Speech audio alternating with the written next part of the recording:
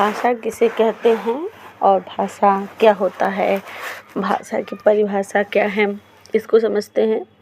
भाषा क्या है? देखिए, हर देश का, हर क्षेत्र का अपना अपना भाषा होता है और सभी लोग अपनी अपनी भाषाओं में बात करते हैं, अपनी बातों को दूसरों तक पहुंचाते हैं और दूसरों की बातों को खुद समझते हैं। ये सारी चीज़ें किसके द्वारा होती हैं?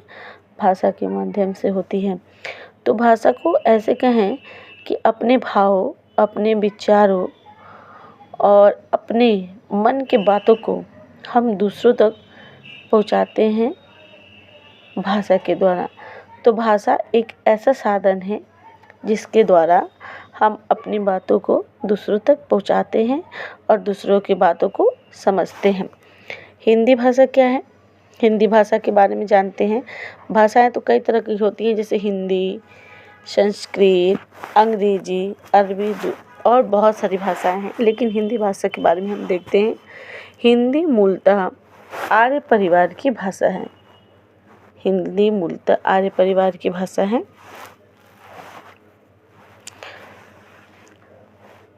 इसकी लिपि देवनागरी है, जिसका विकास ब्राह्मी लिपि से हुआ। इतना जानना जरूरी है।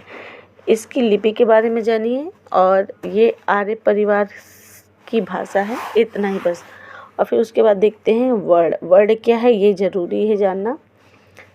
वर्ड को ही हम क्या कहते हैं? अक्षर कहते हैं। और इसी वर्ड और इसी अक्षर को हम इंग्लिश में लेटर कहते हैं। भाषा की लघुत्तम इकाई ध्वनि है। भाषा की लघुत्तम यानी छोटी इकाई क्या है? सबसे छोटी इकाई जो है ध्वनि है।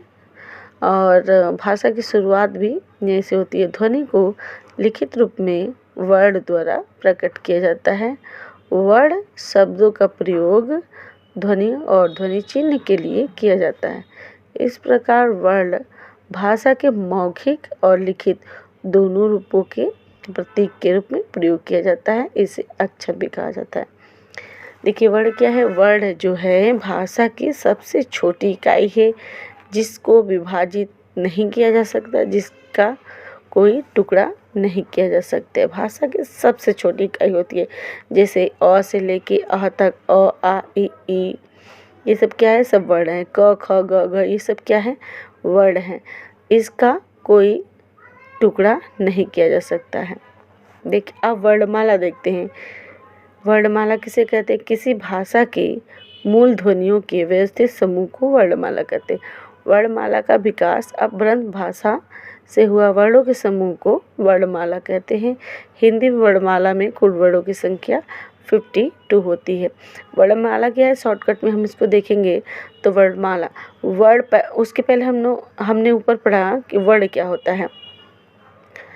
तो वर्ण भाषा की सबसे छोटी इकाई होती है। और वर्णमाला क्या होता है? इसी वर्णों का क्रमबंधित और व्यवस्थित समूह को वर्णमाला कहते हैं। जैसे वर्ण माला में से होता है, माला में बहुत सारी मोतियां होती हैं। इसी तरह से वर्णमाला में बहुत सारे वर्ण होते हैं जो क्रमबद्ध रूप में होते हैं। उसी को क्या कहते हैं? वर्णमाला। वर्णमाला कितना होता है? 52। वर्णमाला की संख्या कितनी है? 52। अब देखते हैं स्वर। स्वर क्या है? वर्णमाला जो है स्वर और व्यंजन से मिलके बना है। स्वर और व्यंजन से मिलके बना है। तो सबसे पहले हम स्वर देखते हैं। स्वर क्या है? अ से लेके अह तक को स्वर कहा जाता है। इसमें भी एक चीज़ आपको बताएंगे, अंग और आह को क्या कहते हैं, लेकिन अ से अह तक को जनरली हम स्वर कहते हैं।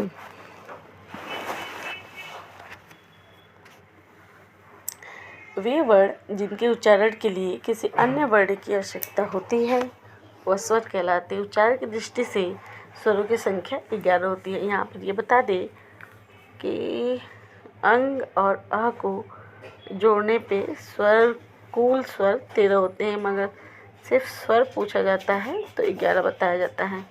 जैसे अ आ इ ई उ ऊ री ए ऐ ओ औ, ये सब स्वर है, ये जो 11 है। और जो लास्ट का अंग और अ होता है इसको अनुस्वार कहते हैं। अगर इसको हटा देते हैं तो 11 स्वर हमारा हो जाता है और इसको जोड़ देते हैं तो हमारा स्वर कितना हो जाता है? 13। तो जब कुल स्वर पूछा जाए तो 13 बताएंगे और सिर्फ स्वर पूछा जाए तो 11 बताएंगे। अनुस्वार क्या होता है? अंग और आह होता है। इसको अनुनासिक स्वर भी कहा जाता है।